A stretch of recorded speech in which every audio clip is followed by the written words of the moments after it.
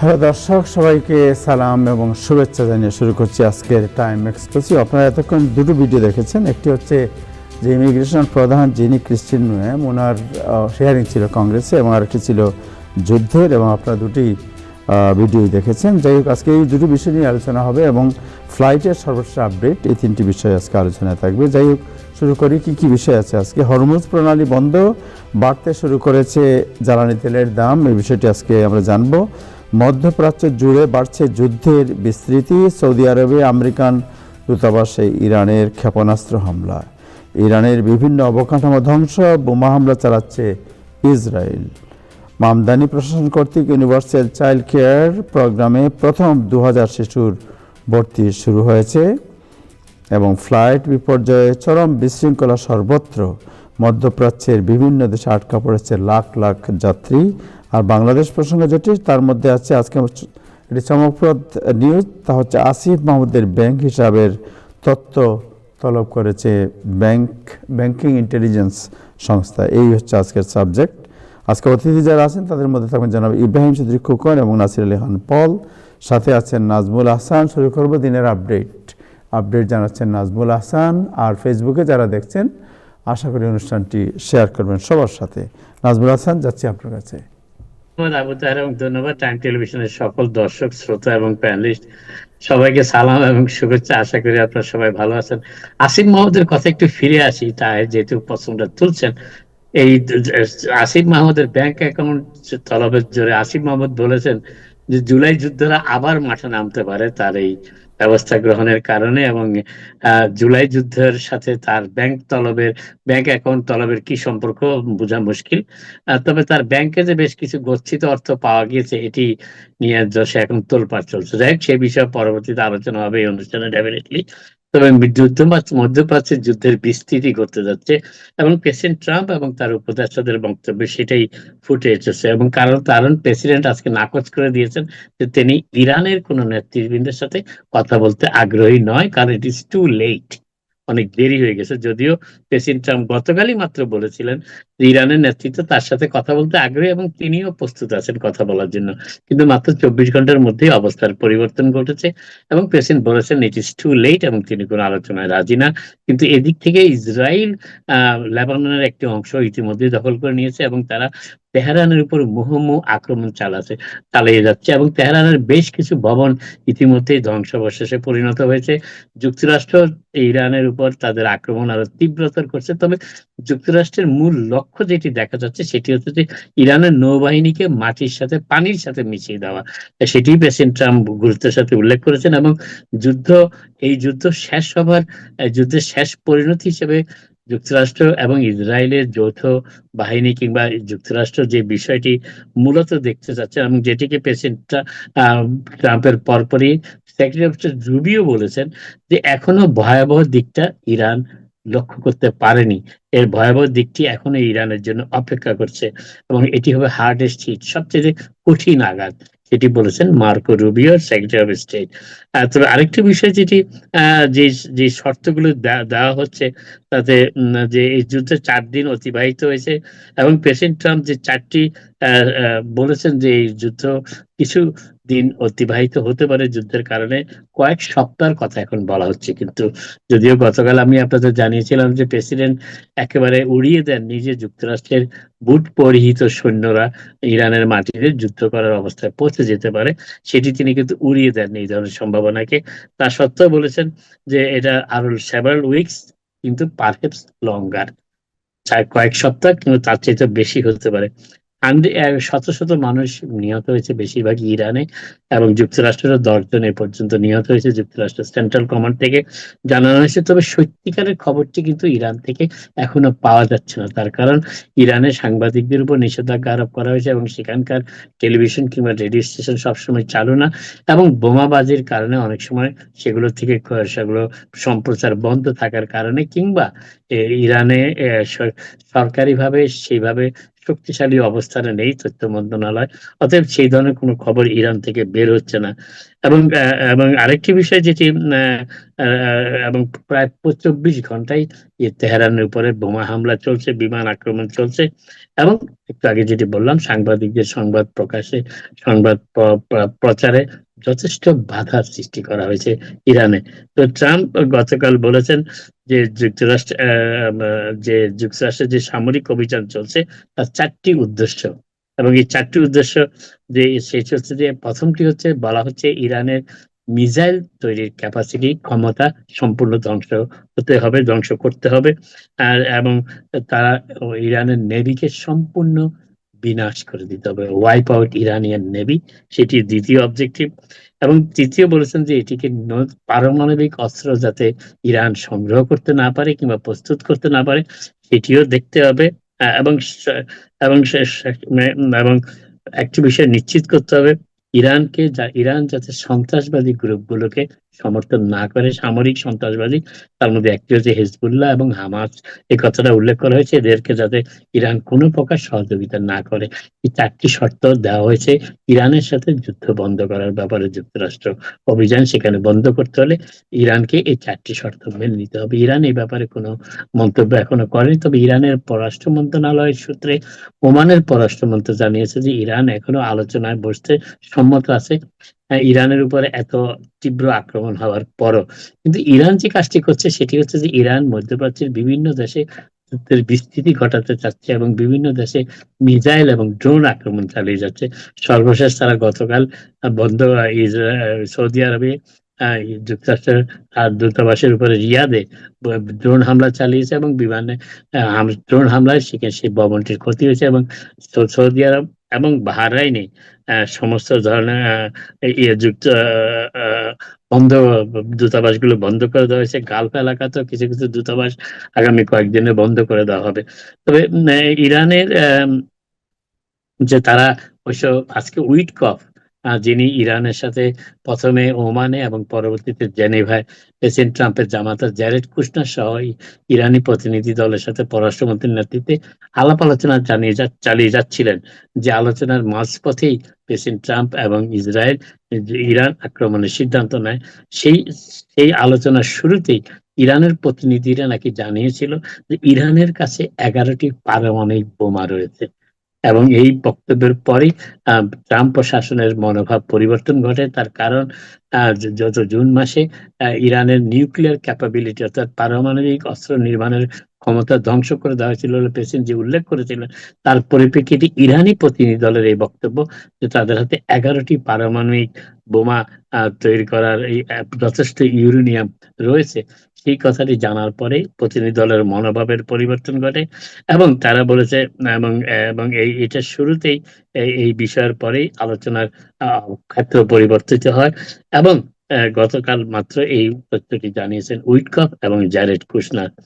তবে এই আলোচনা চলতে থাকলে এক পর্যায়ে দুই পক্ষের ভিতরে কিছুটা সমঝোতা হয়, এবং এবং আরো বলেছেন যে 460 কিলোগ্রাম অর্থাৎ 60%, 60% এনরিচড ইউরেনিয়ামও ইরানের কাছে রয়েছে বলে স্টিভ উইটকফ ফক্স নিউজকে জানিয়েছেন গতকাল।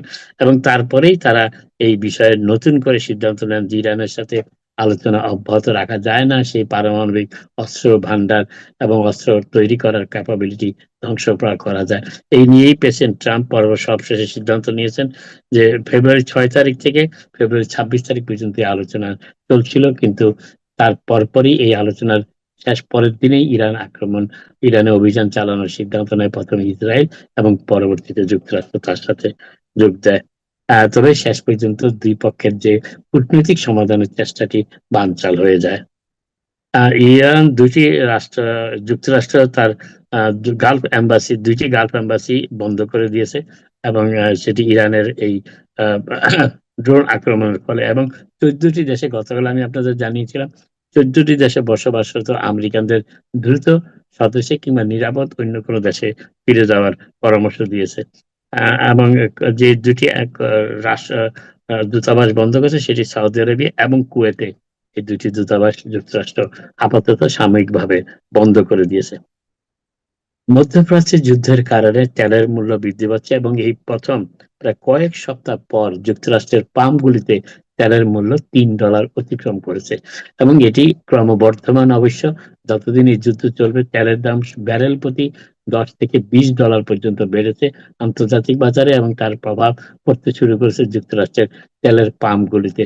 ইতিমধ্যে $3 অতিক্রম করেছে কয়েক সপ্তাহ পর এই যুক্তরাষ্ট্রে $3 পর নভেম্বরের পর এই প্রথম নভেম্বর, ডিসেম্বর, জানুয়ারি, ফেব্রুয়ারি 4 মাস পর তেলের মূল্য $3 অতিক্রম করতে শুরু করেছে নিউ ইয়র্কের পাম্পগুলিতে। এবং এই তেলের মূল্য বৃদ্ধি পাওয়ার সাথে সাথে অন্যান্য পণ্য সামগ্রীর দামও কিছুটা বাড়বে, কারণ জ্বালানি হচ্ছে এই পণ্য চলাচলের ক্ষেত্রে সবচেয়ে বড় উৎস এবং বড় পন্থা। এক জায়গা থেকে আরেক জায়গায় পণ্য বিনিময়, পণ্য নিয়ে যাওয়ার ক্ষেত্রে। অতএব জ্বালানির দাম বেড়ে বেড়ে পণ্যের দামও কিছুটা বাড়বে এবং সেক্ষেত্রে মুদ্রাস্ফীতির একটা সম্ভাবনা এবং আশঙ্কা দুটোই দেখা দিচ্ছে। সুপ্রিম কোর্ট নির্দেশ দিয়েছে যে নিউ ইয়র্ক সিটিতে একটি মাত্র আসন রয়েছে যেটি রিপাবলিকানদের দখলে, এবং সেই আসনটিকে কোনোভাবেই রিডিস্ট্রিক্ট করা যাবে না। অর্থাৎ সেখানে রিডিস্ট্রিক্ট করার একটা উদ্যোগ হয়েছিল নিউ ইয়র্ক স্টেট, এবং একজন ফেডারেল জাজও এই রিডিস্ট্রিক্টিং এর অনুমতি দিয়েছিলেন। তার কারণ সেখানে সেই কংগ্রেশনাল আসনটিতে মাইনরিটি সম্প্রদায়ের প্রতিনিধিত্ব ব্যাপারটি সেইভাবে নিশ্চিত করা ছিল না। সেই জন্যই সেটিকে রিডিস্ট্রিক্টিং করার পরামর্শ অনুমোদন করেছিলেন একজন ফেডারেল জাজ, কিন্তু শেষ পর্যন্ত রিপাবলিকানরা সুপ্রিম কোর্টের দ্বারস্থ হয় এবং গতকাল সুপ্রিম কোর্ট সেই স্ট্যাটেন আইল্যান্ডের যে আসনটি রয়েছে সেই আসনটিকে রিডিস্ট্রিক্টিং করা যাবে না আগামী মিড টার্ম নির্বাচনের আগে। অতএব সেক্ষেত্রে মিড টার্ম নির্বাচন পর্যন্ত অন্তত এটিকে কোনো রিডিস্ট্রিক্টিং করা থাকবে না এবং এটি রিপাবলিকান ডিস্ট্রিক্টই রয়ে যাচ্ছেন আপাতত পর্যন্ত। সুপ্রিম কোর্টের সেই সিদ্ধান্তের কারণে 2026-এর মিড টার্মের আগে সেটি কোনোভাবেই পরিবর্তন করা যাবে না সুপ্রিম কোর্টের নির্দেশ অনুযায়ী। মামদানি আর বিরুদ্ধে অভিযোগ উঠেছে তিনি এনক্রিপ্টেড, অর্থাৎ বিধি অনুযায়ী বিধির বহির্ভূত ভাবে তিনি এনক্রিপশন করছেন তার মেসেজ। সেই মেসেজের মাধ্যমে তিনি তার সকল তার সকল বার্তা তিনি বিনিময় করে থাকেন এই সিগন্যাল অ্যাপের মাধ্যমে, যেটি সিগন্যাল কমিউনিকেশন প্রক্রিয়া, যেটি এনক্রিপ্টেড করা থাকে। কিন্তু একজন পাবলিক অফিসিয়াল কেন এনক্রিপ্টেড মেসেজ অ্যাপস ব্যবহার করবেন সেটি নিয়ে প্রশ্ন উঠতেছে এবং তার রাজনৈতিক উপদেষ্টা এবং তার সিটি হল প্রশাসনে যারা তার সাথে কাজ করছেন ঘনিষ্ঠভাবে, তাদের সকলের সাথে তিনি এই এনক্রিপ্টেড মেসেজ সার্ভিস, যেটা সিগন্যাল মাধ্যমে ব্যবহার করা হয়ে থাকেন, এবং এই নিয়ে সমালোচনা উঠেছে। এবং সেটি হচ্ছে যে এটি তিনি আইনও ভঙ্গ করতে পারেন, সেই বিষয়টিও দেখা হচ্ছে। সেটি হচ্ছে যে ভায়োলেটিং, অর্থাৎ রেকর্ড কিপিং এবং ফ্রিডম অফ ইনফরমেশন লজ তিনি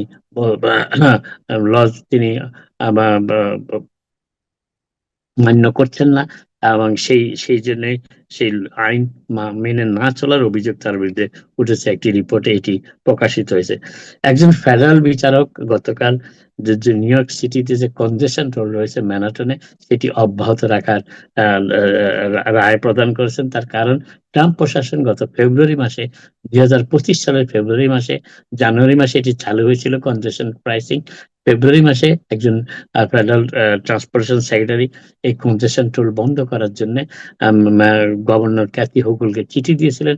তার পরিপ্রেক্ষিতে নিউ ইয়র্ক স্টেট মামলায় যায় এবং সেই মামলায় শেষ পর্যন্ত একজন ফেডারেল জাজ গতকাল সিদ্ধান্ত দিয়েছেন যে ট্রাম্প প্রশাসনের সেই চিঠি সত্ত্বেও নিউ ইয়র্ক স্টেট এবং নিউ ইয়র্ক সিটি এই কনজেশন টোল গ্রহণ অব্যাহত রাখতে পারে। কনজেশন টোল $9 থেকে শুরু হয়, কনজেশন টোল সেটি আদায় অব্যাহত রাখতে পারবে নিউ ইয়র্ক সিটি এবং নিউ ইয়র্ক স্টেট।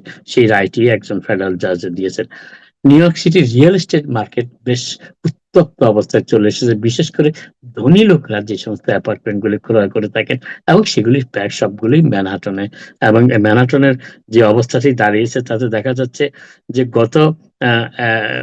গত ফেব্রুয়ারি মাসে এটি এতটাই বেড়েছে যে এক মাসে 1.39 বিলিয়ন, অর্থাৎ $1382 মিলিয়ন অ্যাপার্টমেন্ট বিক্রি হয়েছে শুধুমাত্র ম্যানহাটনের এলাকাতে, এবং এটি গত বছরের একই সময়ের তুলনায় 45% বেড়েছে।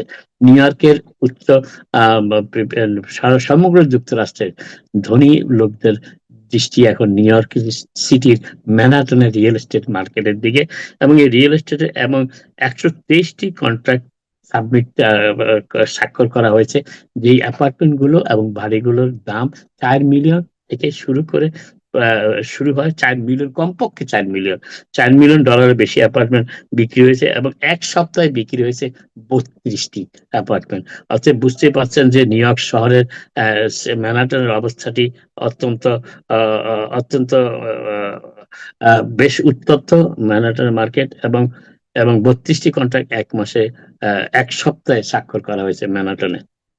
এবার শেষ করছি একটি শুভ সংবাদ, একটি অনেক গুরুত্বপূর্ণ সংবাদ অনেকের জন্য যারা বাসায় এবং অ্যাপার্টমেন্টে বাড়িতে ফ্রি ড্রায়ার পেতে চান। একটি ফ্রি ড্রায়ার কর্মসূচি দেওয়া হচ্ছে, সেটি হচ্ছে যে, এবং সেই আপগ্রেড প্রোগ্রাম হচ্ছে অ্যাপ্লায়েন্স আপগ্রেড প্রোগ্রামের আওতায় প্রায় 24 ইঞ্চি পর্যন্ত ড্রায়ার বিনামূল্যে দেওয়া হবে অ্যাপার্টমেন্ট কিংবা বাড়িতে যারা আছেন তাদেরকে। এবং এটি পেতে হলে $90,000 পর্যন্ত যাদের ইনকাম, তার নিচে যাদের ইনকাম, তারাও পাবেন এটি আবেদনের মাধ্যমে। এই ড্রায়ার গুলো দিচ্ছে Gree mechanical service new York সিটির বাসিন্দাদেরকে, যারা এটি আবেদন করবে।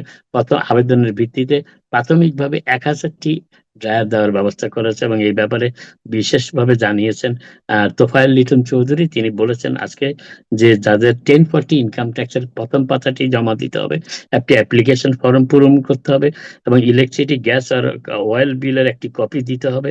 তিনি আরও জানিয়েছেন যে মিনিমাম ইনকাম রিকোয়ারমেন্টস, অর্থাৎ আয় 90,000-এর নিচে হলেই চলবে, কিংবা যারা যেই পরিবারের 2জন কিংবা তার থেকে বেশি সদস্য রয়েছেন, তারা 90,000-এর বেশি আয় হলেও তারা এই ফ্রি ড্রায়ারটি পাবেন।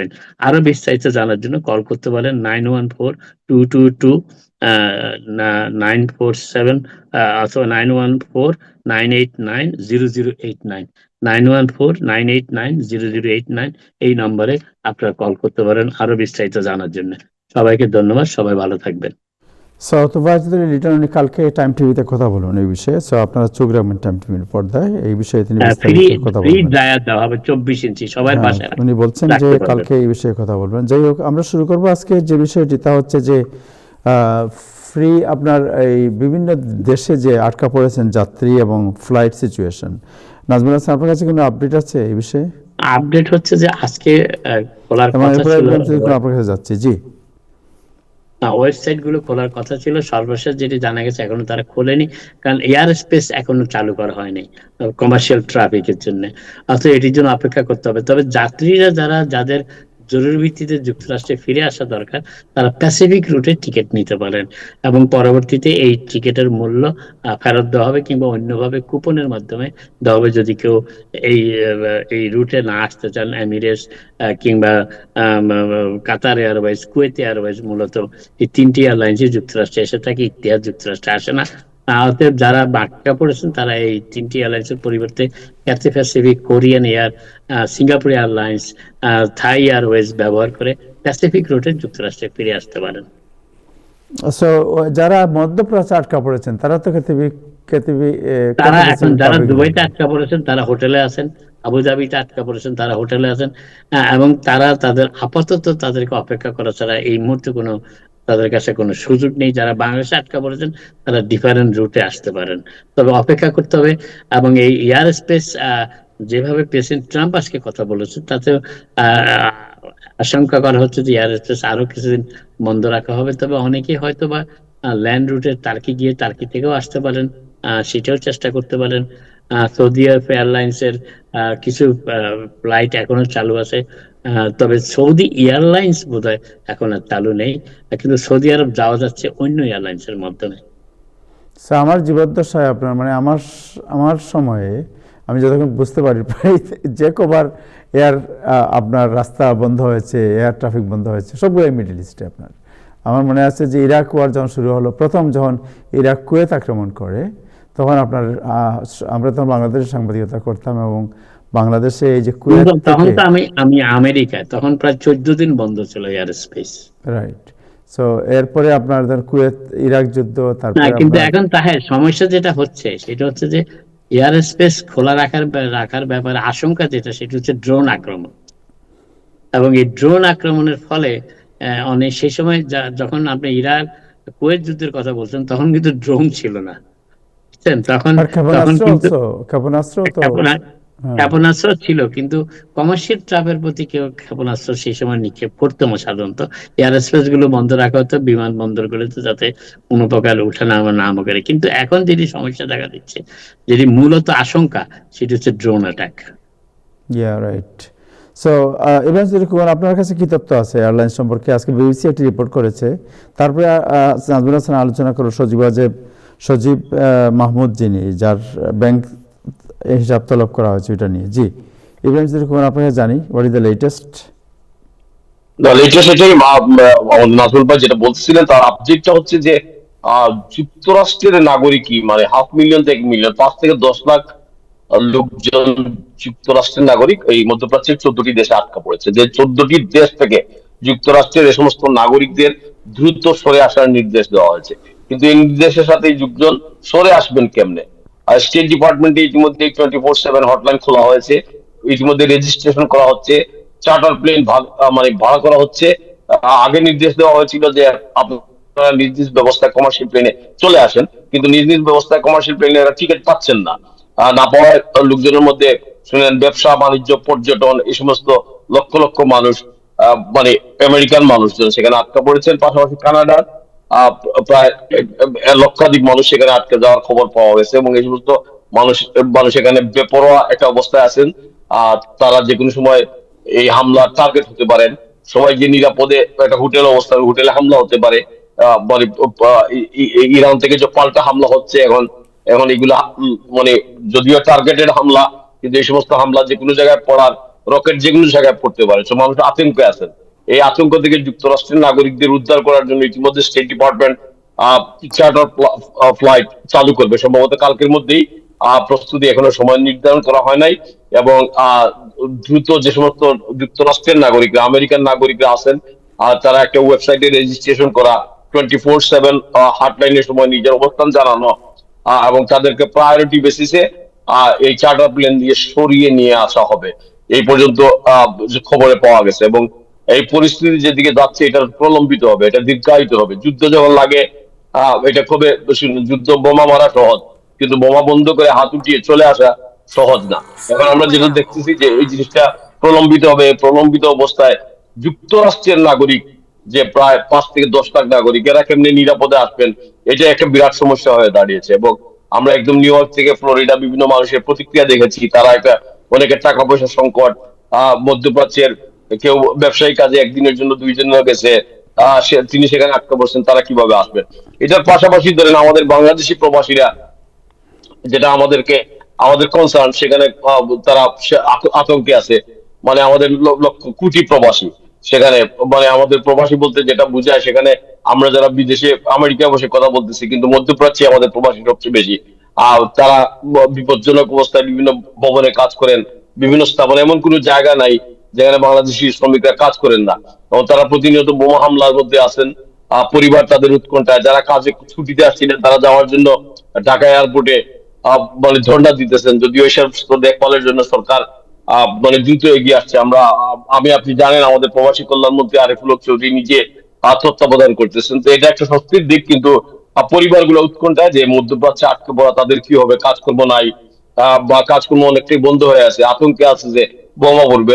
এর মধ্যে একজন প্রবাসীর মৃত্যুর খবর আমরা পেলাম। তো সার্বিক পরিস্থিতি একটা উৎকণ্ঠা, এবং এই উৎকণ্ঠা শুধু বাংলাদেশিদের জন্য নয়, বা যারা হামলা করতেছেন যুক্তরাষ্ট্র এবং ইসরায়েল তাদের নয়, এই উৎকণ্ঠা সাধারণ মানুষের। এই উৎকণ্ঠা থেকে কবে যে আমরা মুক্তি পাবো আমরা কেউ জানি না। জি Abu Taher. Thank you so much. Nazmul Hasan, আপনার কাছে যাই এখন। So let's talk about war little bit.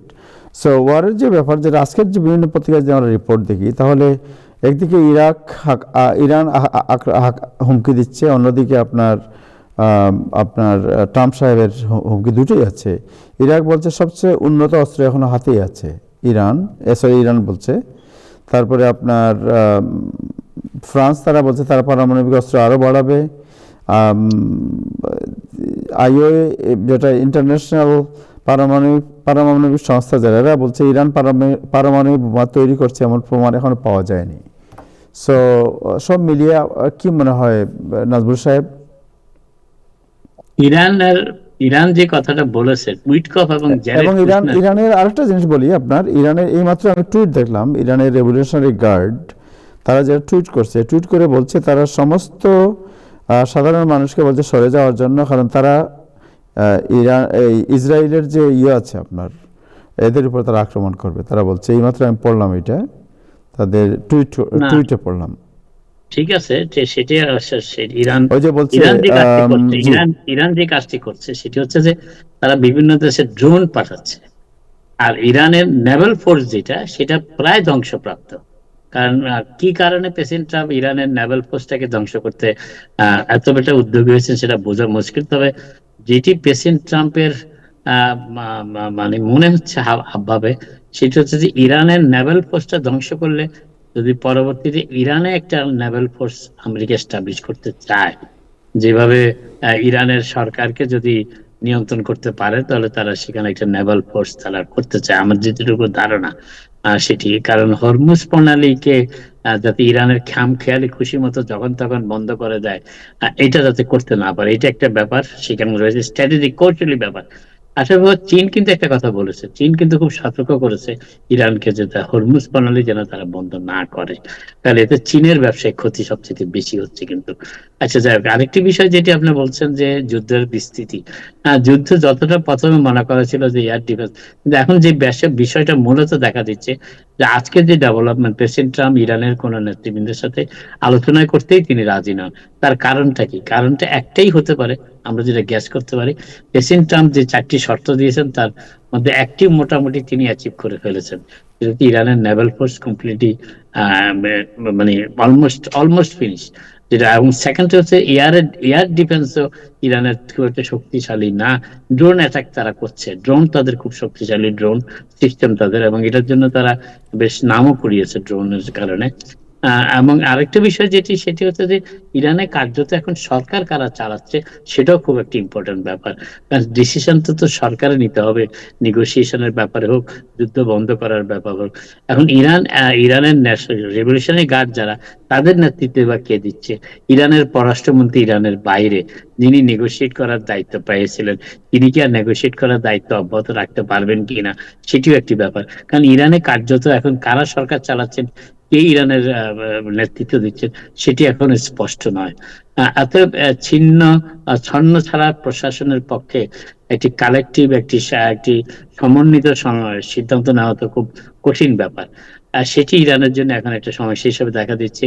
R president যে কাজটি গতকাল ইঙ্গিত দিয়েছেন এক সাংবাদিকের প্রশ্নের জবাবে, যে তিনি সেখানে বুট পড়ার সৈন্য আমেরিকার নামাতেও পারেন, সেটি একবার উড়িয়ে দিচ্ছেন। তো সেক্ষেত্রে তো কংগ্রেসের অনুমোদন লাগার কথা, আর তিনি কি কংগ্রেসকে বাইপাস করে সেই কাজটি করবেন?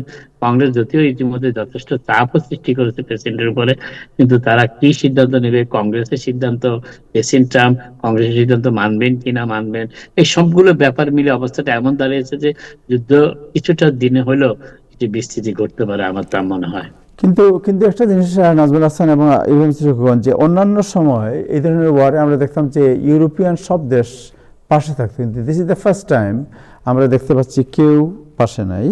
এর মধ্যে যদি যেটা প্রেসিডেন্ট ট্রাম্প যে দাবি করেছেন একটু আগে, বলছে UN nuclear watchdog chief Rafael Grossi says the inspector have not found evidence of a coordinated Iranian program to build nuclear weapons despite Israel and US claims. What is the answer? কিন্তু এখন যেটা দেখা যাচ্ছে সেটা nuclear ওয়ারের চাইতে এখন সমস্যা হচ্ছে যে এই যুদ্ধ বন্ধ করার ব্যাপারে নেগোসিয়েশন আসতে হবে। জাতিসংঘ মোটামুটি অকার্যকর। আপনি বললেন ইউরোপের কোন দেশই তেমন ভাবে এগিয়ে আসছে না, বরং ইউরোপের দেশগুলো সাইড লাইনে দাঁড়িয়ে দেখছে যে ইরানকে কতটুকু ধ্বংস করতে পারে যুক্তরাষ্ট্র। কারণ ইরান তো ওই ইউরোপের ইরানের মিত্র দেশ কে? আরব দেশও ইরানের কোনো মিত্র দেশ নাই। ইউরোপের মিত্র দেশকে চিহ্নিত হতে পারে, একটা স্পেনকে মনে করা হচ্ছে, কিন্তু স্পেন শুধুমাত্র যুক্তরাষ্ট্রের সামরিক বিমান ব্যবহার করতে দেয়নি তাদের এয়ারবেস ইরানে আক্রমণ চালানোর জন্য। এর বাইরে তো স্পেন আর তেমন কোনো মন্তব্য করেনি। তো এখন কানাডাও এই ব্যাপারে যুক্তরাষ্ট্রকে সমর্থন দিয়েছে ইতিমধ্যেই। তো এখন ইরানের মিত্র দেশটা কোথায়? আমি তো ইরানের কোনো মিত্র দেশ দেখছি না। সোভিয়েত ইউনিয়ন স্পেনের যে প্রাইম মিনিস্টার উনি যে স্টেটমেন্ট দিয়েছেন, Pedro Sanchez has condemned the US Israel war on Iran condemn করেছেন, এটা ঠিক আছে, কন্ডেম as তো a breach of international law, engaging as one of the sole Western leaders to denounce the attack. এইটা তো আমরা তাহের সাহেব, এটা তো আমরা কন্ডেম করতেছি, কন্ডেমের মধ্যে কিছু আসে যায় না। এই ইউরোপিয়ান আমি বলছি সেটা জি, আমি এটা বলতে ওয়ার্ল্ড ইরান, অপিনিয়নটা কিভাবে ওয়ার্ল্ড অপিনিয়নটা ঠিক আছে, আমার আজকে আপনি শেষ করেন, পরে বলবো। হ্যাঁ জি, আমি 1 মিনিটে শেষ করে দিচ্ছি। জি জি প্লিজ। কন্ডেমনেশন আর সাপোর্ট করা তো দুই জিনিস। এখন কন্ডেম করতেছেন তো কন্ডেম তো আমাদের ব্রিটিশ প্রাইম মিনিস্টারও করেছেন যে এটা ঠিক হচ্ছে না, একতরফা হয়ে যাচ্ছে। কিন্তু ওরা তো কোনো সেটা তো ইরানের কোনো লাভ হচ্ছে না, তো ইরানের পক্ষে তো কেউ দাঁড়াচ্ছে না যে no you can't do it, এই কথাটা তো বলছেন, কিন্তু এই কথাটা আমেরিকার এই মাইট, এই শক্তির বিরুদ্ধে তো কেউ দাঁড়াচ্ছে না, নট ইভেন রাশিয়া, নট। এবং আরেকটি কাজ দেখেন, আমেরিকার কি কৌশলী সিদ্ধান্তটা, এটা হয়তো এতদিন পরে আমরা বুঝতে পারছি। এই ইউক্রেন যুদ্ধটাকে প্রলম্বিত করার একটা কারণও কিন্তু এই ইরানকে আক্রমণ করার কৌশলী সিদ্ধান্ত। কারণ রাশিয়া যদি ইউক্রেনে এনগেজ থাকে, রাশিয়ার পক্ষে অন্য কিছু করা সম্ভব না। অতএব ইরানের পক্ষে দাঁড়াচ্ছে কে? অস্ট্রেলিয়া উপমহাদেশে কেউ নাই। তো কোন দেশটা? আমি তো কোনো দেশই খুঁজে পাচ্ছি না যে যারা ইরানের পক্ষে দাঁড়াচ্ছে। ল্যাটিন আমেরিকা বলেন, ইউরোপ বলেন, তারপরে এশিয়া বলেন, কই? আমি তো কাউকে দেখিনি। So US Senator Elizabeth Warren উনি যেটা বলেছেন, I just left a classified briefing with the Trump administration about the war in Iraq. I was worried before, but I am more worried now. আর সিনেটর বার্নি স্যান্ডার্স যেটা বলেছেন, the United States gave Netanyahu over 24 billion in taxpayer dollars to fund his horrific war in Gaza. That was not enough. Netanyahu wanted to war with Iran. Trump gave him one. The American people, not Netanyahu's right-wing government, should determine U.S. foreign policy. এরকম আছে অনেকগুলো, আমি দেখতেছি আপনার অনেকগুলো তাহের সাহেব, যেটা আপনি বলতেছিলেন যে আমরা সাম্প্রতিক যে বিশ্ব ব্যবস্থা পরিবর্তন দেখতেছি ডোনাল্ড ট্রাম্পের আমেরিকায়। আমরা যদি আগে দেখি, আমেরিকা যত যুদ্ধে গেছে, আপনি ইরান, আফগানিস্তান আমরা দেখি, সেখানে তার ইউরোপের মিত্র শক্তিরা একদম সমান তালে আগায় আসছে, কেউ 2 ধাপ আগে গেছে। কিন্তু এবার আমরা দেখলাম কি, যে আপনি ভেনেজুয়েলা থেকে মানে খেয়াল করেন যে ইউরোপিয়ান ইউনিয়ন সেভাবে আমাদের সাথে আসতেছে না, মানে যুক্তরাষ্ট্রের সাথে। কিন্তু ট্রাম্পের এই নতুন বিশ্ব ব্যবস্থায়, এমন অবস্থায়, এই যে এটা নাজমুল সাহেব কিছু ইঙ্গিত দিচ্ছেন যে এমন একটা ব্যবস্থা করে রাখছেন যে ইউরোপিয়ানদের আমাদের বিপক্ষে যাওয়ার কোনো কারণ নাই। এখন ওনারা মুখে মানবাধিকার, উদ্বেগ, একটু নিন্দা, একটু আইনমত হচ্ছে না, একটু বলতেছেন, কিন্তু বিপক্ষে দাঁড়াচ্ছেন না। আপনি ইরানের পক্ষে, আজকে যে ইরান একটা দেশ হিসাবে বিপন্ন, ইরানের চরম মিত্র হিসাবে যাদের চিহ্নিত করা হয়েছিল আগে, সেই 1-2টা দেশও ইরানের পক্ষে দাঁড়াচ্ছেন না। সুতরাং এই ইউরোপিয়ান ইউনিয়ন এরা খেলা দেখতেছেন, মুখে 2-একটা ভালো কথা বলতেছেন, এবং আমাদের বার্নি স্যান্ডার্স ওনাদের বিবৃতিতে কি আসে যায়? মানে এই যুদ্ধ বন্ধ করার জন্য কংগ্রেস কি কোনো উদ্যোগ নিতে পারছেন না? এই এলিজাবেথ ওয়ারেন এখন যুদ্ধের সময়, আমেরিকা যুদ্ধে গেছে, এখন এই সরকারের সমালোচনা করার চেয়ে 2-একটা ভালো কথা বিবৃতি দেওয়ার চেয়ে যুদ্ধ বন্ধ করার মতো এবং আমেরিকার জয় এটা নিশ্চিত করার পক্ষে কি বলতেছেন, এটাই বলেন। যে কোনো যুদ্ধ খুঁজে ডেমোক্রেটদের এই বক্তব্য বার করার কোনো কারণ নাই। যেগুলো করবেন আপনি, এটা নিয়ে তো করার কিছু রিপাবলিকান প্রেসিডেন্ট, আমরা ভাই যুদ্ধ, এখন যুদ্ধ লাগছে, আমেরিকা যুদ্ধ লাগছে, যুদ্ধে আমেরিকা জয় হবে, এটা চাই। আমেরিকা থাকলেই কি আমাকে বাহবা দিতে হবে নাকি আপনার? এটা তো আপনি বাহবা দিবেন না। আচ্ছা, আপনি রাইট করে অপোজ করেন, এগুলো ঠিক আছে, আমার রাইট অপোজ করা, আমার রাইট সাপোর্ট কিন্তু আপনার যুদ্ধ ডিক্লেয়ার করে দিলে ট্রাম্প আর আমেরিকা সাপোর্ট করবে, এটা করতে পেলেন আপনি? এটা আপনি করতে পারেন, আপনি করতে পারেন, আমার উপর এটা চাপাবেন কেন আপনি? আমি যুদ্ধ পছন্দ করি না। আপনি যুদ্ধ পছন্দ করেন, আমরা কেউ করি না, কোনো মানুষ যুদ্ধ পছন্দ করে না, কিন্তু আমেরিকা মনে করেন যে আপনি যে কোনো কিছু ট্রাম্প করলে এটা অন্যের উপর চাপাবেন, জাস্ট ইটস নট রাইট। আমরা তো এটা বলতেছি না, আমরা তো কেউ চাপাই দিতেছি না। এবং কিভাবে ওই যে বার্নি স্যান্ডার্স এবং এলিজাবেথ ওয়ারেন বার্নি ওনাদের স্যান্ডার্স ভিডিও কারো উপর চাপায় দেওয়ার কোনো কারণ নাই। সেনেটর, দে আর হ্যাঁ, leader, the USA president. He right? is the US president. President what? President বললে কি প্রেসিডেন্ট কি যুদ্ধে যায় গেছে। আসে? হ্যাঁ, প্রেসিডেন্ট বললে কি প্রেসিডেন্ট আমাকে সব যুদ্ধে কাজ গেছে, করতে আপনি হবে? বলতে পারেন what? অর্ধেক মানুষ আমেরিকার প্রেসিডেন্টকে ভোট দিছে, অর্ধেক দেয় নাই। ওকে, ওকে, So এটা what? ঠিক আছে। তাই তো আপনি যখন প্রেসিডেন্টের বক্তব্য বলতেছেন, এটা আমার উপর ইমপ্লাইড করিয়েন না, আমার উপর চাপাইয়া দিয়েন না। কিভাবে আপনার বক্তব্য এলিজাবেথ আপনি ওয়ারেন, বলেন, বাট আপনি চাপানোর চেষ্টা করবেন না, ওইটা বলছি। আপনি আমি War- আমি তো জানার war চেষ্টা এটা কারো করতেছি না। প্রত্যাশিত বিষয় না।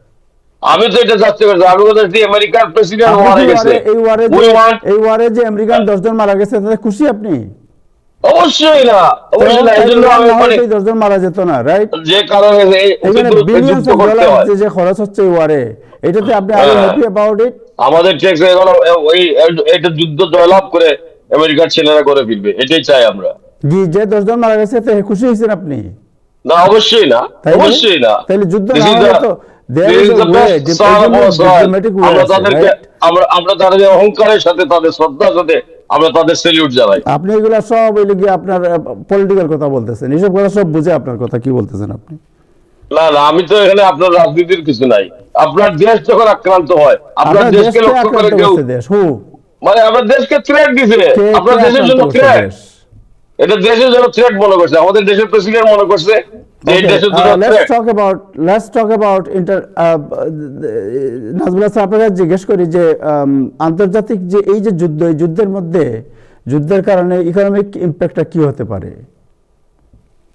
না, এটা এখন কোনো গতি তো দেখছি না। মানে যুদ্ধ বন্ধ করার কেউ তো কোনো উদ্যোগের কথা বলছে না। এই যুদ্ধ অবিলম্বে বন্ধ করা হোক, আজকে এ পর্যন্ত কোনো দেশ কি বলেছে? না না, বলছি বলেনি। ইকোনমিক ইম্প্যাক্টটা কি হতে পারে এই যে হরমুজ প্রণালী বন্ধ হয়ে গেল? ইম্প্যাক্টটা অর্থনৈতিক ক্ষেত্রে দীর্ঘস্থায়ী একটা সমস্যা হবে অবশ্যই, সারা বিশ্ব জুড়ে। তেলের দাম কি পরিমাণ বাড়বে এখনো বলা মুশকিল। আরেকটা বিষয় যেটি হচ্ছে, সেটি হচ্ছে যে বিভিন্ন দেশের একটা আনস্টেবল সিচুয়েশন ক্রিয়েট হবে, একটা ভয় আতঙ্ক থেকে যাবে। এই যুদ্ধ বন্ধ করলেও থেকে যাবে। তার কারণটা কি হচ্ছে একটাই, যে ইরান যে ড্রোনের কথাটা এখন দেখাচ্ছি আমরা, সেই ড্রোন ঘরে বসে যে কোনো সব জায়গায় ফেলে দিতে পারে, যে কোনো জায়গায়। ঠিক আছে, যুদ্ধ বন্ধ করলেন আপনি জোর করে ইরানকে, 3 মাস 4 মাস পরে তারা রিগ্রুপড হয়ে আবার একই অবস্থা সৃষ্টি করলো, তখন কি করবেন আপনি? হঠাৎ করে একটা বুরুজ খলিফাতে মেরে দিল, বিল্ডিংটা পড়ে গেল, তো কি করবেন আপনি? এই ব্যবস্থাগুলো কিভাবে নেওয়া যাবে, এইগুলির চিন্তা ভাবনা করা উচিত। ইরানকে একেবারে ধ্বংস করা কারো পক্ষে সম্ভব না। ইরান আবার জেগে উঠবে, এতে কোনো সন্দেহ নাই। এইভাবে আফগানিস্তান এখন জেগে উঠছে, আফগানিস্তান আজকে পাকিস্তান আক্রমণ করে বসে আছে। তো অতএব যে বিষয়টা মূলত এখন দেখা যাচ্ছে, সারা বিশ্ব জুড়ে একটা অশান্তি। এই অশান্তি বন্ধ করার জন্য বিশ্বের কোন বিবেকবান রাষ্ট্র, বিবেকবান সরকার প্রধান এগিয়ে আসবেন? আমি তো কাউকে এখনো দেখছি না। সবাই তো তখন দেখা যায় সাইডলাইনে সারা বসে বিশ্ব খেলা, নীরব দর্শক সারা বিশ্ব ভূমিকা সাইডলাইনে পালন বসে খেলা করতেছে। দেখছে, সারা বিশ্ব সাইডলাইনে আসলে বসে। তো না, না, what is the- সারা okay, বিশ্ব ইউনিভার্সিটি খোকন, আপনার কাছে একটু জিজ্ঞেস সারা করি। বিশ্ব নীরব না, সারা বিশ্ব নীরব না। আমাদের বাংলাদেশ থেকে কিছু লোক ওই যুদ্ধের পক্ষে যাওয়ার জন্য, ওই মানে প্রশ্নটা ইরানের বাদ পক্ষে দেন, যাওয়ার জন্য যুদ্ধের চেষ্টা পক্ষে, ওইটা বাদ করতেছে। দেন, এইসব আরে জিনিস ইব্রাহিম, talking about serious. বাংলাদেশিরা- আমি বলছি যে বাংলাদেশিরা মিডল ইস্টের যে কিছু matter মুসলিম করে। দেশ যারা, তাদের রুলটা কি? না না, এখানে মুসলিমের ব্যাপার না, না তো তাহের, এখানে জি। ব্যাপারটা তো মুসলিমের না। আমি আসতেছি ব্যাপারটা হচ্ছে যে- নাজিবুল ভাই, না, না, যে না, আমি যে দেশগুলো কথাটা আছে বলার মিডল চেষ্টা ইস্টের করি, তাহের, আশপাশের, এ- এরাও তো তার তাহের বিরুদ্ধে, একটা- এটাই বলছি না, আমি। না, তাহের একটা কথা বলতে হবে আপনাকে। মুসলিম বিশ্বের নেতা কে? কোন নেতা আছে মুসলিম কোনো বিশ্বে? নেতা নাই, তো right? নাই। তো নেতা যদি না, না না, থাকে, কিন্তু দেশ তো আছে নেতৃত্ব আপনার। যদি না থাকে, তো সেই মুসলিম বিশ্ব তো ঐক্যবদ্ধ হবে না। এই মুসলিম মুসলিম স্লোগান দিয়ে আমরা কিন্তু আসলে ক্ষতিটা বেশি করছি। আমি তো যদি স্লোগান ইরানে- দিচ্ছি না, ওই স্লোগানের কথা বলছি না। আমি বলছি যে সে অ্যাবাউট ইরাকের পাশে আছে আপনার জর্ডান, মনে করেন ইরাক আছে, কুয়েত আছে, ওই দেশগুলোর অবস্থান কি, এটা বোঝার চেষ্টা করছি। হোয়াট ইজ দেয়ার অবস্থান তো একটাই, সাপোর্টিং অর অবস্থান তো একটাই, অপোজিং? অবস্থান তো একটাই, তারা কেউ ইরানকে শক্তিশালী ইরান দেখতে চায় না। ওকে, সো এটা বলেন যে অ্যাবসলিউটলি আইসোলেটেড ইরান ওয়ার্ল্ড থেকে। ইয়েস, এবার Exactly. প্রমাণ হলো সেটা। এটা বলেন। Exactly. এটা তো বলার অপেক্ষা রাখে না। এটা তো নতুন করে, এটা বলার জন্য তো পিএইচডি গবেষণা করতে হয় না। এটা কোন দেশ তার পক্ষে নাই, একটা দেশ তার আশেপাশের একটা দেশও তার পক্ষে নাই। What একটা মাত্র দেশ what আছে। about Russia? না, একটা দেশ আছে, একটা দেশ আছে, একটা আছে, এখনো আছে, সেটা হলো ওমান। ওমান চেষ্টা, ওমান এমন একটা, করতেছে আপনার। হ্যাঁ, ওমান একটা পজিশনে আছে। ওমানের পজিশনটা হচ্ছে তারা ইরানকে আর আক্রান্ত দেখতে চায় না। হুম। ইরানকে শক্তিশালী দেখতে চায় কিনা জানি না, বাট ইরানকে আক্রান্ত দেখতে চায় না। সেই জন্য তারা আমেরিকার সাথে উদ্যোগ নিয়েছিল একটা নেগোসিয়েশন করার জন্য, সেটাও তো হলো না। তার কারণটা একটাই, তার কারণ একটাই, আমি যেটা মনে করি যে ইরানকে কোনো দেশ, পৃথিবীর কোনো দেশ ইরানকে আর বিশ্বাস করতে চাচ্ছে না। যে ইরান এই পর্যন্ত তার অনেকগুলো ফ্যাসিলিটি ওপেন করে নাই, নিউক্লিয়ার ফ্যাসিলিটি মুখে বলেছে কিন্তু ওপেন করে নাই, ইন্টারন্যাশনাল অবজারভারদের কাছে সব জায়গা দেখায় নাই। এগুলি এখন আলোচনায় চলে আসছে। ইরানের কোনো মিত্র শক্তি এখন অবশিষ্ট নেই যারা নেই, ইরানের right. পক্ষে দেন দরবার করতে পারে। এইটাই So- হলো মূল so- ব্যাপারটা। এখন আরেকটা কথা বলি, আরেকটা কথা তাহের বলি। জি জি জি, আসছি 37 বছর আপনার কাছে। 37 বছর খামেনি ইরান শাসন করলেন, এটা কি স্বৈরতন্ত্র বলবেন আপনি? কোনটা? ইরানের 37 বছর ক্ষমতা ধরে রাখলেন খামেনি, চালালেন, সরকার চালালেন, একতরফা ভাবে ইয়ে করলেন, সবকিছু করলেন। এইটা যদি স্বৈরতন্ত্র হয়, এটাকে যদি স্বৈরতন্ত্রের সংজ্ঞা যদি এটি পড়ে, তাহলে একটি স্বৈরতান্ত্রিক দেশের পক্ষে কি কেউ দাঁড়ায়? এক, 2 নম্বর হচ্ছে আমাদের, আপনি মুসলমান দেশগুলো বলবেন, আমাদের এই মধ্যপ্রাচ্যের মুসলিম যে দেশগুলো, আমাদের লক্ষ লক্ষ, আমাদের কোটি প্রবাসীরা কাজ করে, এই সমস্ত দেশগুলোর বিপক্ষে ইরানের অবস্থান। আমাদের, ইরানে তো আমাদের কোনো স্বার্থ নাই। আমাদের এই ভাইয়েরা কাজ করে কথা শ্রমিক হিসাবে, আমাদের এই রেমিটেন্স আসে বাংলাদেশের থেকে, যে সমস্ত দেশগুলা, এই দেশগুলোকে লক্ষ্য করে ইরানের এখন হামলা চলতেছে। ইরানের সাথে তার বৈরী সম্পর্ক। আমরা তো সেই দেশগুলোর অবস্থানের সাথে একাত্মতা ঘোষণা করবো। আমরা কেন ওই ইরানের জন্য বাংলাদেশিরা কান্নাকাটি করবে? আমরা এই বড় পলিটিক্সে নাই, আমরা স্বার্থপর। আমাদের প্রবাসীরা যেখান থেকে, যেখানে নিরাপদ থাকবে, আমরা সেই সমস্ত দেশের পক্ষে। এখানে তো রাজনীতি নাই, ভেরি সিম্পল। রাজনীতি নাই, বাট আপনি ট্রাম্পের কোন পলিসিকে সবার উপরে ও, ইমপ্লিমেন্ট করার আপনি চেষ্টা করবেন, এটা ট্রাম্পের, বলতে মানে এখানে ট্রাম্পের পলিসি বলতে কি, যেটা ট্রাম্প, ট্রাম্প আমার ট্রাম্প দেশ, পলিসি, আমার দেশকে হারিয়ে ট্রাম্প যাবে। পলিসি তাহের, আমার এখানে একটা ব্যাপার আছে। ট্রাম্প প্রেসিডেন্টের দায়িত্ব নেবার আগেও তো সৌদি আরবের সাথে, আরে ইরানের সাথে অন্য দেশগুলির সম্পর্ক ভালো ছিল না। ভালো ছিল না, Yes, এক্স্যাক্টলি। আমি ওই প্রসঙ্গে আমি একমত যে তার সাথে সম্পর্ক ভালো ছিল না, বাট ট্রাম্প যাই করবেন ওইটাকে আমরা সাপোর্ট করতে হবে। এটা আপনি সাপোর্ট করেন, বাট আমি সাপোর্ট করি যা না এটা। ট্রাম্প যা করবে এর জন্য বিরোধিতা করতে হবে, এটাও কোনো আইনে লেখা নেই। না, এটা বিরোধিতা, ট্রাম্প যা করবে, ট্রাম্প যে যা করবে মুহূর্তে- তার না, বিরোধিতা এখানে কেন করা একটা হবে? জিনিস দেখতে হবে তাহের, একটা জিনিস দেখতে হবে এখানে। ইরানের যে শাসন ব্যবস্থা, ইরান যেভাবে পরিচালিত হয়েছে গত 37 বছর, এমনকি এর আগেও কয়েক বছর ইমাম খোমেনির সময়, সেটিকে বিশ্বের কোনো দেশ সমর্থন করতে পারে নাই কোনো না কোনো কারণে। ইরানের বিপ্লবটাকে কোনো দেশ সমর্থন করতে পারে নাই, তার কারণটা কি সেটা এখন আমাদের তা আপনি ভেবে কি দেখতে মনে হবে। করেন যে ইরানের শুধু এই রেভলিউশনের কারণে আর মোল্লারা ক্ষমতায় আছে বলে এই জন্যই এটা হয়েছে, অন্য কোনো কারণ নাই এর মধ্যে? না, অন্য অনেক কারণ থাকতে পারে, ওইটা বলেন। অন্য অনেক কারণ হ্যাঁ। থাকতে পারে। তার মধ্যে একটি কারণ হচ্ছে ইরান মুসলিম, অন্য কোন দেশ ইরানকে শক্তিশালী দেশ দেখতে চায় না তাদের উপরে। ইরান মুসলিম বিশ্বের নেতৃত্ব দেখে এটা অনেকেই দেখতে চায় না, সেটা সৌদি একটা আরব কারণ কেন হতে দেখতে পারে। চায় না বলেন আপনি? Why not? সৌদি আরব কেন দেখতে চায় না? Saudi Why Arab not? কেন বলেন, দেখতে চায় না, explain এটা করেন। তো এটা তো সৌদি আরব কেন দেখতে চায় না, এটা তো সৌদি আরবের ব্যাপার। না না, আপনি কিন্তু বলেন, আমরা আপনি দেখতে, তো সাংবাদিক, আপনার একটা অ্যানালাইসিস আছে না, বলেন আপনি না সৌদি আরব কেন না না, পছন্দ করেন আমার না? অ্যানালাইসিসে যেটা বলে, ইরানের যে ধরনের শাসন ব্যবস্থা, সৌদি আরবে অনেকটা সেই একই ধরনের শাসন ব্যবস্থা। ইরানে এক ধরনের মোল্লাতন্ত্র, সৌদি আরবের রাজতন্ত্র। তো অতএব দুই দেশের ভিতরে ক্লাশ হওয়ার তো অস্বাভাবিক কিছু না। ডেমোক্রেসি যখন যে দেশে, যেমন আমি বলি তুরস্ক ডেমোক্রেসি আছে, জি। মালয়েশিয়া ডেমোক্রেসি আছে, ইন্দোনেশিয়া ডেমোক্রেসি আছে। সেই সমস্ত দেশ শান্ত, অর্থনীতির দিকে এগিয়ে যাচ্ছে, বিশ্বের বিভিন্ন দেশের সাথে তাদের সম্পর্ক মধুর, ভালো। ওয়াই ইরান, সৌদি আরব, কুয়েত, ইউনাইটেড আরব এমিরেটস, এগুলি রাজতন্ত্র, রাজার ইচ্ছে চলে, এক ব্যক্তির ইচ্ছে দেশ চলে। ইমাম খোমেনির, খামেনি দুইজনের অধীনে দেশ চলেছে, সৌদি বাদশার অধীনে দেশ চলে। সেখানে স্বৈরতান্ত্রিক মনোভাব থাকবে, আর স্বৈরতান্ত্রিক মনোভাব থাকলে গণতন্ত্রের ইচ্ছা বাট আকাঙ্ক্ষা বাট আপনি প্রতিফলিত কি মনে হয় না। করেন যে ওদের ওদের বাট যুদ্ধ কি সমাধান সবকিছুর? আমি না, বলছি যুদ্ধ যুদ্ধের সমাধান ব্যাপার। না, যুদ্ধ সমাধান না, কিন্তু একটা দেশে ডেমোক্রেসি এস্টাবলিশমেন্টটা এই ধরনের ক্ষেত্রে সমাধানের উপলক্ষ হতে পারে। তো আপনি কি যুদ্ধ, মনে করেন যে যে ফুল ইরানের দিয়া ইরানের যে আমেরিকা আজকে আক্রমণ, এই ইরানের আক্রমণ, আমেরিকা আজকে, সরি সরি বলেন। জি, আপনি কি মনে করেন যে ইরানের ডেমোক্রেসির জন্য আক্রমণ করা হয়েছে? নো, আমি ইরানের সরকার ব্যবস্থা পরিবর্তনের জন্য আক্রমণ করা হয়েছে। সেটা ডেমোক্রেসি হবে, না আরেকটা ষড়যন্ত্র হবে, না রাজতন্ত্র হবে, সেটা তো আমরা জানি না। Alright, okay, thank you. Ibrahim Siddique Khokon, জি আপনি বলেন। যে আমি বলতেছি যে যে মুহূর্তে আমেরিকার যুদ্ধে, যে মুহূর্তে আমেরিকার প্রেসিডেন্ট একটা মানে ফলাফল নিয়ে আসার জন্য ওখানে গেছেন, একটা স্বৈরতান্ত্রিক সরকারকে উচ্ছেদ করে জনগণের শাসন কায়েম করার জন্য, মানে ইরানের যে গণতান্ত্রিক মানুষটা দীর্ঘদিন থেকে লড়াই করতেছে তার পক্ষে দাঁড়িয়েছেন আমাদের এই মানবাধিকারের প্রবক্তা, আমাদের মহান প্রেসিডেন্ট। সেই মুহূর্তে আপনার এই আমেরিকার মধ্যে দেখবেন এই এপস্টিনের ফাইল, কোন ফাইলের সিপায় কোন গন্ধ আছে, এইটা বাইর করার জন্য আপনার কিছু লোক মানে উঠে পড়ে লেগেছেন। মানে এই মানে এটা এটা কারবারটা দেখেন। এটা এবং রাইট কি আছে, এটা মানে এই কংগ্রেসে হিয়ারিং হচ্ছে, কংগ্রেসে এটা কংগ্রেসের hearing হচ্ছে। আপনি এগুলো যে সময় কংগ্রেসে লাগে, যান, এগুলো hearing কে কংগ্রেসে যান, রাখছে ভাই? আপনি গতকালকে এটা তো যুদ্ধ hearing আমার হচ্ছে। দেশ, যান আমার কংগ্রেসে, যুদ্ধে এই আপনি দেশ। আপনি কংগ্রেসে গিয়ে যে বলেন তোরা মুহূর্তে কারা। যুদ্ধে, যে মুহূর্তে যুদ্ধে So প্রেসিডেন্টের what? মরাল, আমাদের সৈনিক, সে আমাদের সে সৈনিকদের মরাল হাই সে থাকবে। এইটা এগুলো এগুলো এখন আলোচনার সময় নাকি? তুলে নিয়ে বসবে আর কেউ কথা বলবে না তার, সে প্রেসিডেন্ট হবে এই দেশের। আর কোন এটা ফাইলের বলে- সিপাহি কোন এটা- গন্ধ আছে, এটা- এগুলো এটা নিয়ে হচ্ছে আলোচনা করার এখন স্বাধীনতা সময়? ফেরার মতো আর কি, যে এই মানে ট্রাম্পের বিরুদ্ধে কোনো কিছু বললে এটা আমেরিকার বিরুদ্ধে। এটা কে বলছে আপনাকে এটা? একটা ট্রাম্পের বিরুদ্ধে রুশ বলেন, আপনারা ক্ষমতায় আসার আগে থেকে বলছেন এখন যুদ্ধ আমি লড়াই করতেছি শত্রুর সাথে, এই সময় আপনি আমার দেশের মানুষ ঐক্যবদ্ধ থাকবে, ওকে, প্রেসিডেন্টের পক্ষে বাংলাদেশ থাকবে। ফরগেট অ্যাবাউট, আপনার বলেন। সাথে আমার মিলবে না এইসব ব্যাপার নিয়ে।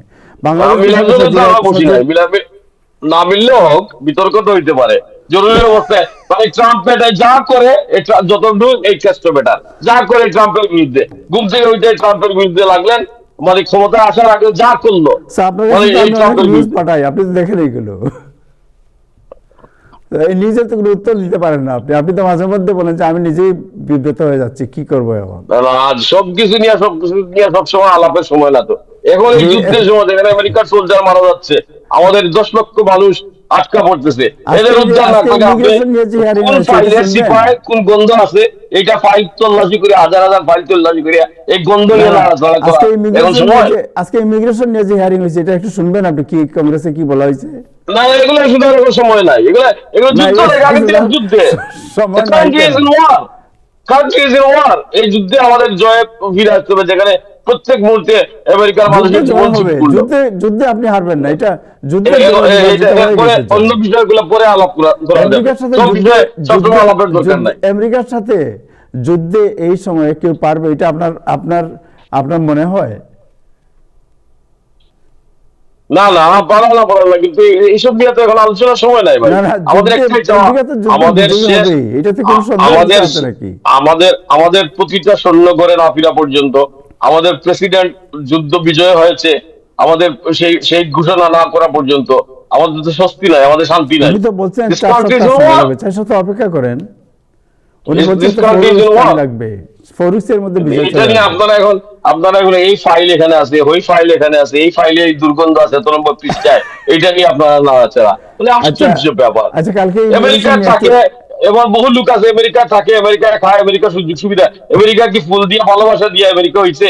আসে এখানে বসে আছে আমেরিকার অমঙ্গল কামনা করে, সে শান্তির কথা বলে না। কোন ব্যক্তির অমঙ্গল যদি বা তার ত্রুটি করার রাইট প্রত্যেকের আছে, এবং এর অর্থ এটা না যে আমেরিকার এমন রাইট আছে যে আমেরিকা পছন্দ লাগে না, যা বাড়িতে যাও, যা বাড়িতে যাও, ইরানে যাও। আপনি দোষ করেছেন, আপনার দোষের সমালোচনা আমার করার রাইট আছে। ইট ডাজন্ট মিন দ্যাট আমেরিকার সমালোচনা কেউ করছে। ঠিক আছে, আমেরিকার সমালোচনা না করলে হইলো। আর কেউ যদি মনে করে যে ইরান একটা ভালো দেশ, ইরানের সাথে যুদ্ধ করে we are not talking the Iran is a good country. Iran হচ্ছে একটা ডিক্টেটরশিপ চলছে, বাট ওয়ারের যে এই আমেরিকার ভিতরে এই ওয়ার নিয়ে বিক্ষোভ হচ্ছে, আপনার আমেরিকার ভিতরেই হচ্ছে, তা আপনি বলেন এটা সব দেশদ্রোহী। আরে বিক্ষোভ তো যে কোনো কারণে হয়, মানে বিক্ষোভের কোনো শেষ আসেনি, বিক্ষোভের কোনো শেষ। এখন এই মুহূর্তে আপনি যুদ্ধ, আমার যুদ্ধে আমি যুদ্ধ থেকে আসতে হবে, আমার দেশ জয়লাভ করে আসতে হবে। একজন তো অপোজ করার অধিকারও আছে, করেন অপোজ করার অধিকার। আপনি ইচ্ছা করলে আমেরিকা থাকতেন, আপনি যান ইরানে, আপনার কেউ না করছে? এখানে আমেরিকা থাকলে আমেরিকা সূর্য বৃক্ষকে পছন্দ করে থাকতে হবে। আসিফ মাহমুদ সজীবের ব্যাংক অ্যাকাউন্ট তলব করছে বাংলাদেশ ফিনান্সিয়াল ইন্টেলিজেন্স ইউনিট, কারণ কি?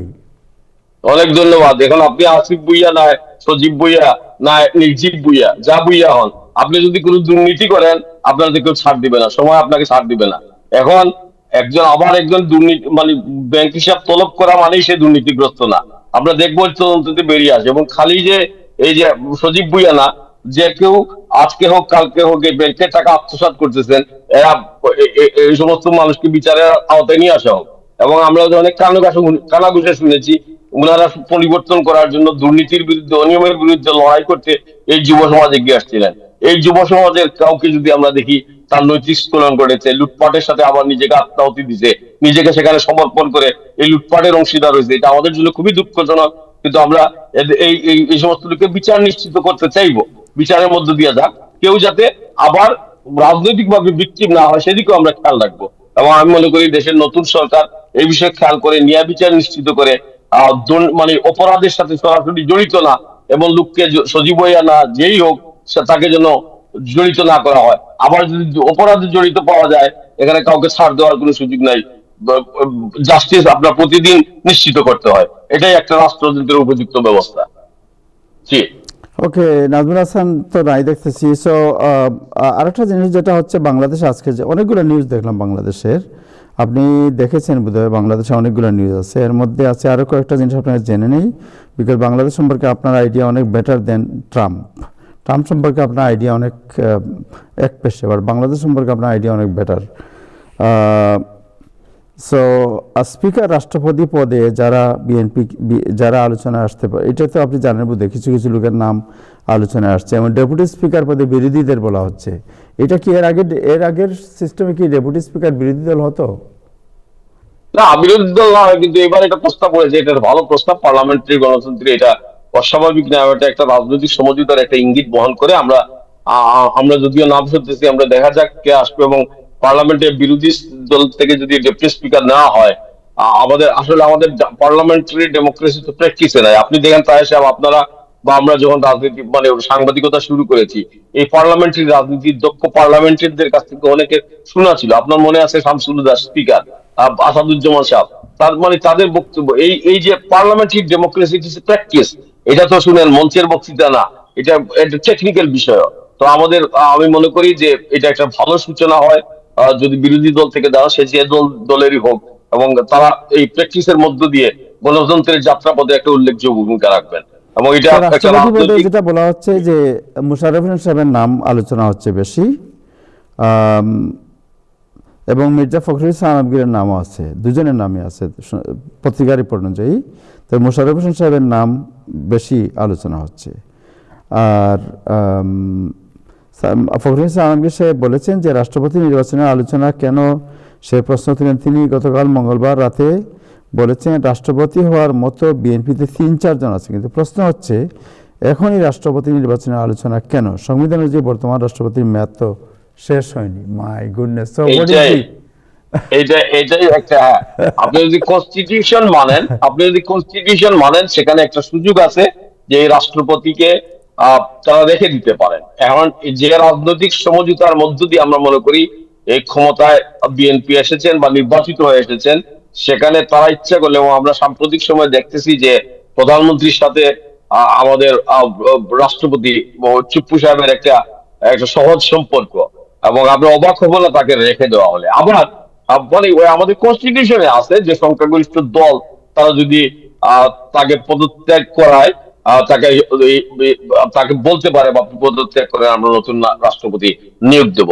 সে দুই দিকে আলোচনা আছে, এবং আপনি অবাক হবেন না যদি রেখে দেওয়া যায়। তবে এটা একটা ঐতিহাসিক ঘটনা ঘটবে এই চুপ্পু সাহেবকে নিয়ে, এবং তিনি কি বক্তৃতা দেন, তাকে নিয়ে কি নাটক হয়, এটা দেখার জন্য আমরা আরো 7-10 দিন অপেক্ষা করি। এবং এটা হইলে একটা বড় ঘটনা না, ঘটবে। কিন্তু এটা তো বিএনপির একটা বড় ধরনের টার্ন না, যে আপনার ফখরুল আলমগীর সাহেব বলছেন যে উনার মেয়াদ এখনো আছে। দ্যাট মিনস উনার মেয়াদ তো 2028 সাল পর্যন্ত আছে। সেই মেয়াদ আছে, কিন্তু এটা ফখরুল ইসলাম আলমগীর এটা বলেন নাই যে এই মেয়াদের মধ্যে আমরা তাকে সরাতে পারবো না, যেহেতু এটা বিএনপির এখনো দলীয় কোনো সিদ্ধান্তের কথা আমরা জানি না। ভিতরে ভিতরে তাদের মধ্যে কি তারা তো মানে মানে ওনাকে সরিয়ে এখনো এই বিষয়ে আলাপ আছে আমাদের সাবেক মানে উপদেষ্টা ডক্টর মোহাম্মদ ইউনূসকেও মানে অফার করা হতে পারে। সো এইগুলো মানে মানে আমরা কানা ঘোষার কথা শুনছি। ফখরুল ইসলাম আলমগীর ওনার নিজের নামও আছে, রাষ্ট্রপতি মোশাররফ সাহেবের নাম আছে। তো আমরা এটার জন্য দেখি, এবং সম্ভাবনা কিন্তু ওই চুপ্পু সাহেবকে রাখার একটা সম্ভাবনা উজ্জ্বল, যেহেতু সামরিক বাহিনী আহ, এবং সুপ্পু সাহেবের নিজের স্টেটমেন্টে আমরা জানি, তার সাক্ষাৎকারে জানি যে সামরিক বাহিনী তার প্রতি সবসময় সমর্থন দিয়ে আসতেছিল, এবং সামরিক বাহিনী সহ বিএনপি তাকে শুরু থেকে সমর্থন দিয়ে আসতেছিল, আপনি যাতে এই কনস্টিটিউশনাল হেড হিসেবে আপনি আপনার কার্যক্রম অব্যাহত রাখেন, এবং তাদের নৈতিক ভরসায় তিনি টিকে ছিলেন, এটা তিনি প্রকাশ্য স্বীকৃতি দিয়েছিলেন। এখন তাকে মানে আওয়ামী লীগের দুঃশাসনের কথা বলবেন, তখন তিনি একের পর এক সাংবিধানিক প্রধান হিসেবে কথা বদলাবেন। এটা রাষ্ট্রপতি হিসাবে তিনি কতটা মানুষের কাছে গ্রহণযোগ্য হবেন সেটার বিষয়ে যদি তিনি থেকেই যান, শাহাবুদ্দিন চুপ্পু সাহেব। তবে স্পিকার শাহাবুদ্দিন চুপ্পু সাহেব যদি আরো কিছুদিন থাকেন আমরা অবাক হবো না। স্পিকার পদের জনের নাম শোনা যাচ্ছে, একজন হচ্ছেন যে আপনার হাফিজউদ্দিন আহমেদ এবং ডক্টর ওসমান ফারুক, দুজনের নামই আসছে। সুপ্রিম কোর্টের আইনজীবী জয়নাল আবেদিন সাহেবের নামও আছে স্পিকার পদে। এই তিনজনই যোগ্য মানুষ। এখন এর মধ্যে আমি তো জানি না শারীরিক ভাবে ওসমান সাহেব কতটা মানে মানে ফিট এখন, বাট তারা শিক্ষা যোগ্যতা, হাফিজউদ্দিন সাহেব এরা এরা এরা খুবই যোগ্য মানুষ, এরা ভালো করবেন আমি মনে করি। কিন্তু এটা জানি না তাদের শারীরিক সক্ষমতা, শারীরিক অবস্থা কিরকম, এটা তারা যখন মাঠে নামবেন, খেলতে নামবেন, তখনই বোঝা যাবে। অনুষ্ঠান শেষ করবো, এর আগে একটা ভিডিও একটু আমরা এয়ার করবো, ওইটার পরে আপনার কমেন্ট একটু নেব। ভিডিওটা আমরা যে ইমিগ্রেশনের উপর যে হিয়ারিং হয়েছে সিনেটে, ওই আপনি তো নিউ জার্সিতে থাকেন, নিউ জার্সি সিনেটের করি বকার উনি বক্তব্য রেখেছেন। আমি বুঝতেছি আপনি অবশ্যই এটা না দেখাইলেও আমি দেখছি, বাট আমাদের দর্শকদের জন্য আপনি কেন দেখাইতে চান এটা আমার জানা আছে।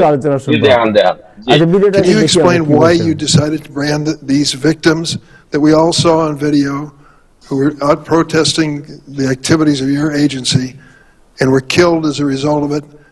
How did you think that calling them domestic terrorists at that scene was somehow going to calm the situation?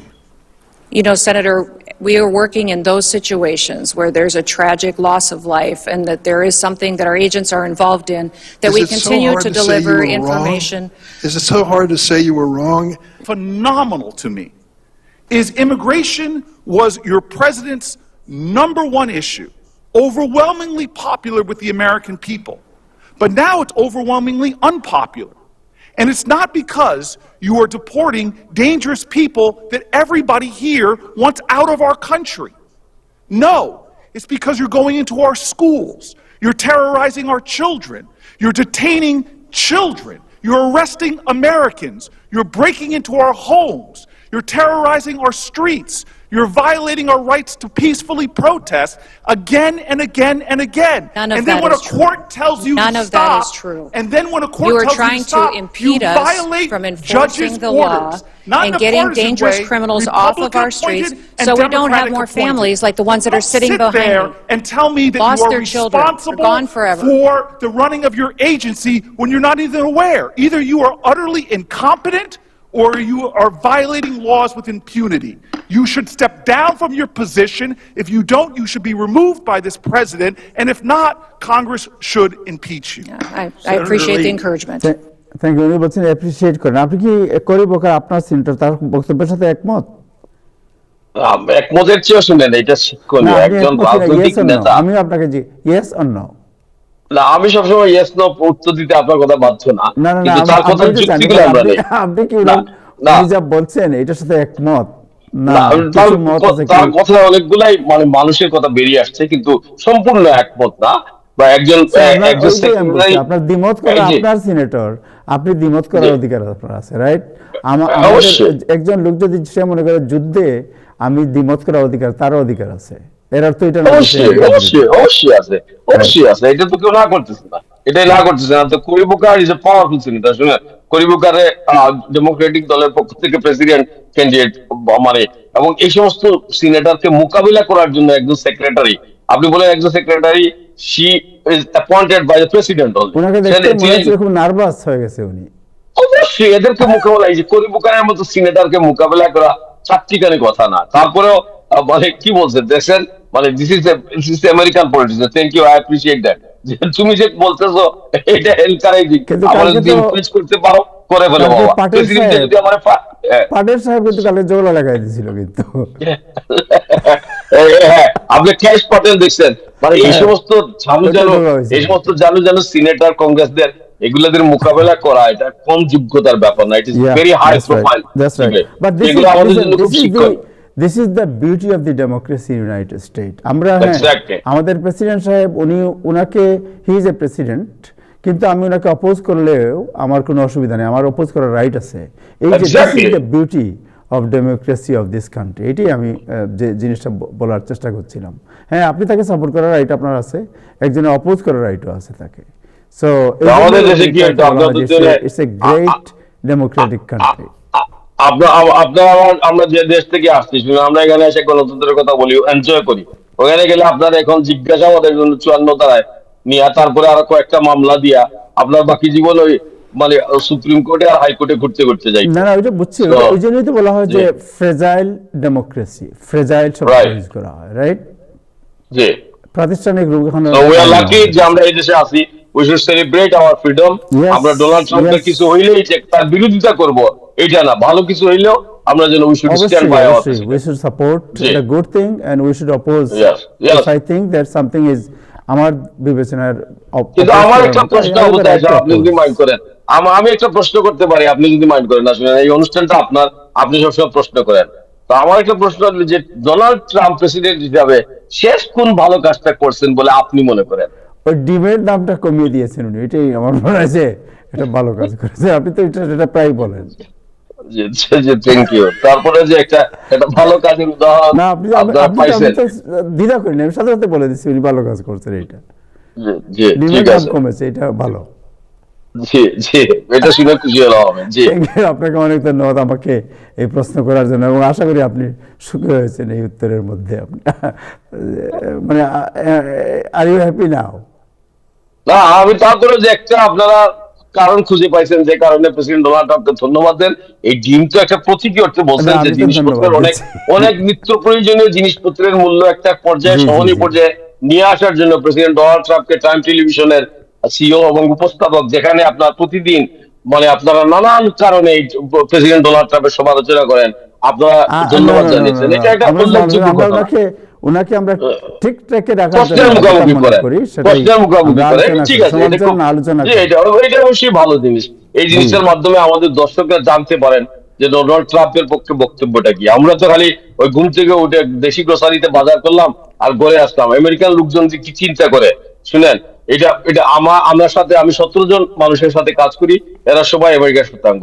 তারা আমাদের সাথে আমার এক কথা বলছিল যে তারা বলে ইরান মানে এটা ঠিক না, যুদ্ধ ভালো না, কিন্তু পরের লাইনই বলে এই this country should not be exist. মানে তার মানে কি, এরা সবাই এনার মতের সাথে আমাদের সাধারণ মানুষের মতামতের অনেক পার্থক্য। অবশ্যই। এগুলো আমাদের জানার সুযোগ হয় যে আমরা কোন দেশে আছি। আমরা আমাদের এই আলোচনার মাধ্যমে আমরা জানতে চেষ্টা করি যে এই দেশের সাধারণ মানুষ, অন্য মানুষগুলা কি চিন্তা ভাবনা করতেছে, এবং এই সুযোগটা আবু তাহের আপনি ডোনাল্ড ট্রাম্পের কথা আলাপ করতে দিয়ে আপনার টেলিভিশনে আমাদের যে সামান্যতম সুযোগও দেন, যদিও আপনি বাধা দেওয়ার জন্য দুই পায়ে খাড়া থাকেন, খালি আপনি না, আপনার মানে আপনার সাথে অনেক সঙ্গপাঙ্গ এই ব্যাপারে আপনাকে মদত দেন, এই ব্যাপারে আমার কোনো আপত্তি নাই। তারপরে আপনাকে ধন্যবাদ। জি, থ্যাংক ইউ, আপনাকে অনেক ধন্যবাদ।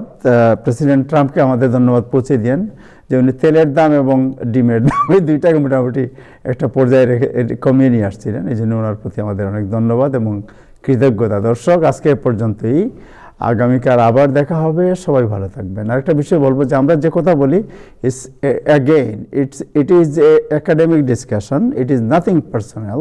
আপনারা কখনোই মনে করবেন এটা পার্সোনাল কোনো কিছু। এটা আমরা মনে করি যে এই আলোচনার মাধ্যমে অনেক কিছু বেরিয়ে আসে। এটা আলোচনাটা আমরা সূত্র ধরে আলোচনার যে আমরা আপনার শুরু করি এবং এর মধ্যে যে অনেক তর্ক বিতর্ক হয়, এর মধ্যে অনেক কিছু বেরিয়ে আসার জন্য আমরা এই আলোচনা করি। এটাকে never think it's a personal. So যাই হোক, আপনারা আমাদের সাথে আছেন এবং ছিলেন এবং আগামীকাল থাকবেন। সবার প্রতি কৃতজ্ঞতা। খুদা হাফেজ।